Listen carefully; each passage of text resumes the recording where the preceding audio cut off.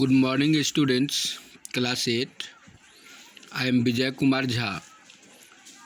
Your poem lesson number 1, How Beautiful is the Rain, is going on. In part 3rd, today I am going to explain the paragraph. You have opened your book before you, as I hope, and regarding this poem, in previous slide, I had taught you the paragraph in which the students from a school have come and they are selling their mimic fleets in rainwater till their treacherous pool engulf in the whirling turbulent of the rainwater.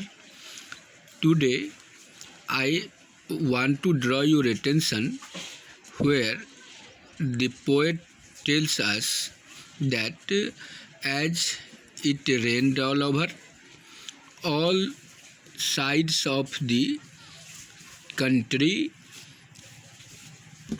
far and wide, like a leopard's tiny and spotted hide stretches plain to the dry grass and drier grain. How beautiful is the rain. Through this paragraph, poet tells that presently there is rain all around, and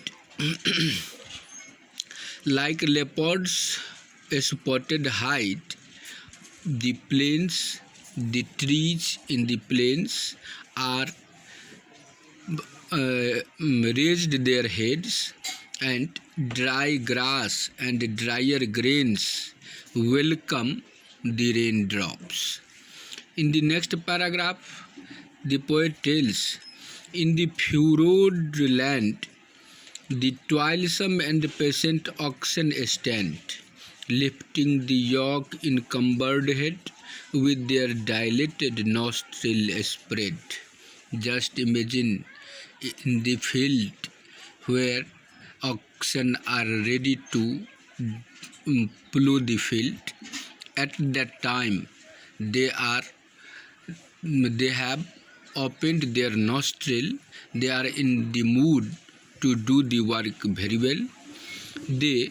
Now in the next paragraph, they silently inhale the clover-scented gale and the vapors that arise from the well-watered and smoking soil.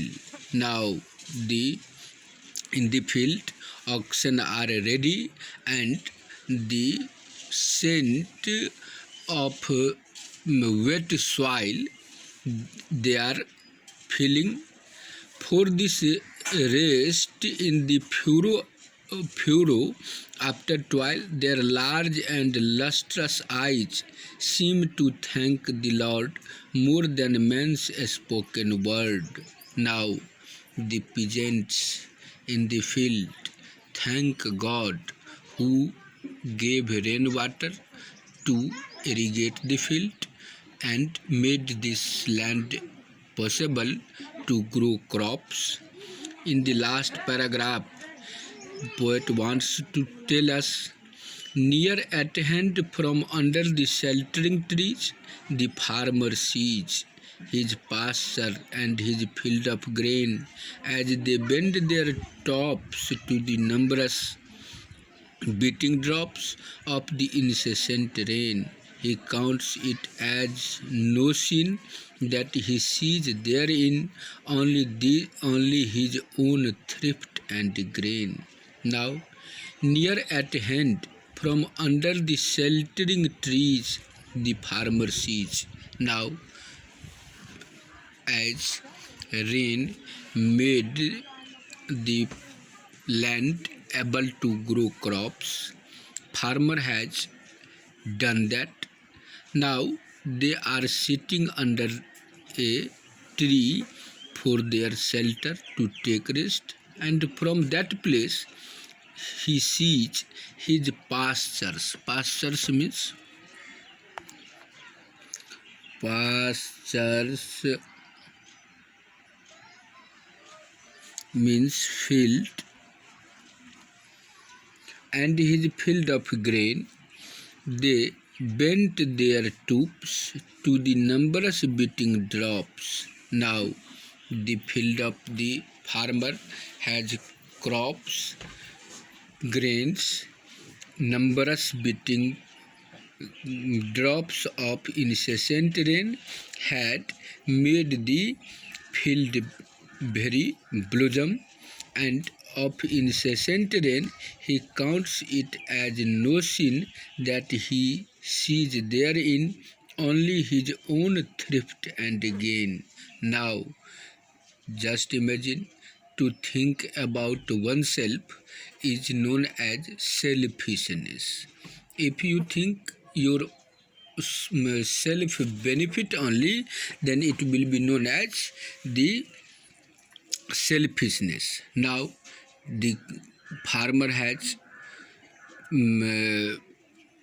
sown their seeds, they have planted trees in the field, and now they hope to get more and more crops only wherever he sees, and thinking that self benefit from the field after getting the rain, they feel there no sin to get it completely for himself. So, as at the end, I want to tell you as a summary of the poem that this is the boon of the rain that has made the ill person active, that has provided a school atmosphere all around, that has provided happiness, pleasure for the